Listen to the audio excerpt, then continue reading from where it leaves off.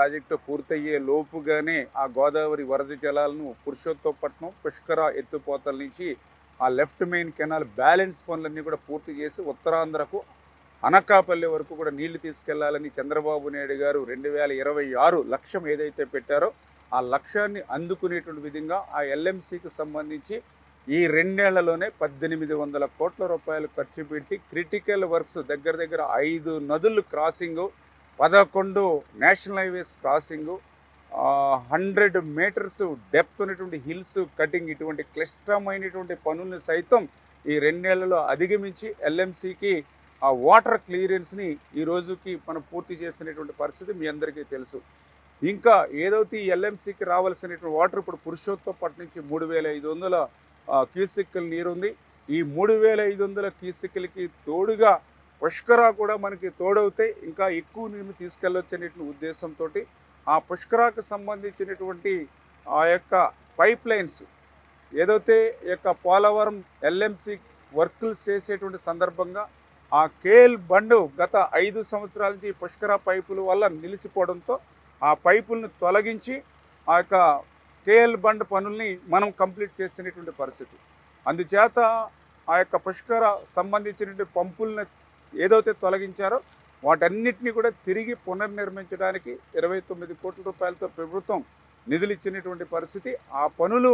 పూర్తి చేసినట్లయితే పురుషోత్తపట్నం కూడా ఈ వాటర్ కూడా యాడ్ అవుతుందనేటువంటి ఉద్దేశంతో ప్రతికూలమైనటువంటి పరిస్థితులు ఉన్నాయి. ఎందుకంటే ఈ పనులు పూర్తి చేయడానికి ఒక పక్కన గోదావరిలో వరదలు వస్తూ ఉంటే ఈ ప్రాంతం అంతా కూడా మళ్ళీ ముంపుకు గురవుతున్న పరిస్థితి. రెండవ పక్కన ఆకస్మికంగా రోజు వర్షాలు పడడం, మరొక పక్కన రహదారులు కూడా ఈ యొక్క ప్రాంతానికి వచ్చేటువంటి ఇబ్బందులు ఉండడం, అదేవిధంగా హిల్ ఇప్పుడే మనం చూసాం, అది హిల్ అంతా కూడా బ్లాస్టింగ్ చేసి కట్ చేయడం, ఇటువంటి పనులు ఉన్నప్పటికీ కూడా అటు ఏజెన్సీ కానీ ఇటు అధికారులు కానీ అదేవిధంగా మేము కానీ కష్టపడి పని చేస్తే కనీసం 100 క్యూసెక్లైనా 500 అయినా 700 ఎంత యాడ్ చేయగలిగితే అంత పురుషోత్తపట్నానికి యాడ్ చేస్తే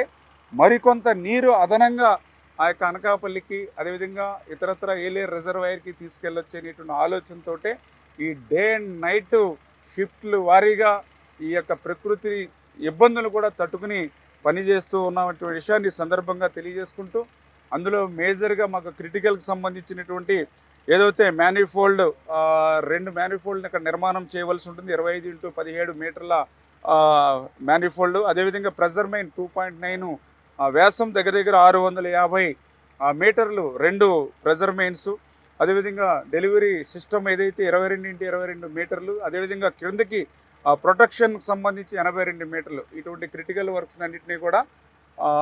ఒక 10-15 రోజుల్లో ఎంతవరకు పూర్తి చేయగలిగితే అంతవరకు ఆ పురుషోత్తపట్నం వాటర్కి ఈ పుష్కర వాటర్ కూడా యాడ్ చేయాలనేటువంటి సంకల్పంతో పనిచేస్తూ ఉన్నామని చెప్పి మీ ద్వారా తెలియజేసుకుంటూ, దానికి ప్రతిరోజు కూడా రివ్యూ చేసుకుంటూ,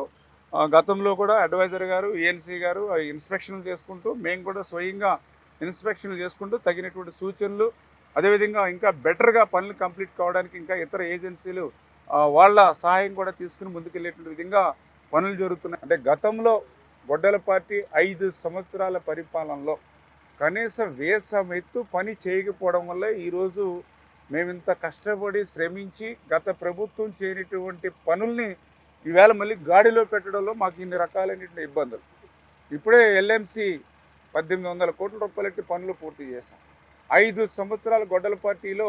₹1 పని కానీ, ఒక తట్ట మట్టి కానీ, ఒక కరబస్త సిమెంట్ పని చేసి ఉంటే ఈరోజు మనకి ఇన్ని ఇబ్బందులు వచ్చి ఉండేవి కాదు. అదేవిధంగా కేఎల్ బండ్కి సంబంధించి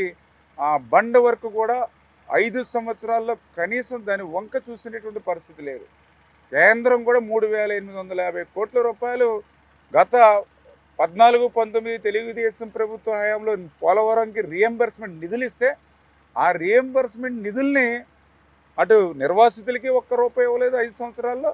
పోనీ పోలవరానికి సంబంధించినటువంటి పనులకి కూడా ఉపయోగించకుండా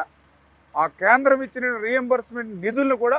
దారి మళ్లించినటువంటి గనుడు జగన్మోహన్ రెడ్డి. నిజంగా 5 సంవత్సరాల్లో ఇటువంటి పనులు కొంతలో కొంతైనా చేసుంటే ఈవేళ మనకు కూడా కొంత టైం టు టైం చేసుకోవడానికి మాకు కూడా ఉపశమనం ఉండేది. గత ప్రభుత్వం చేసినటువంటి పాపాలన్నీ కూడా ఈరోజు శాపాలుగా మాకు మారినటువంటి పరిస్థితి. వాటన్నిటిని సవాళ్ళన్నింటినీ కూడా అధిగమిస్తూ 1 by 1 ఒక్కొక్కటి కూడా క్లియర్ చేసుకుంటూ ఆ ముఖ్యమంత్రి గారి యొక్క లక్ష్యానికి అనుగుణంగా పనులు ముందుకు తీసుకెళ్లేటువంటి విధానంలోనే రోజువారీ మేము కూడా సమీక్షలు చేసుకుంటూ ముందుకు వెళ్తున్నామని చెప్పి మీ ద్వారా తెలియజేసుకుంటాం.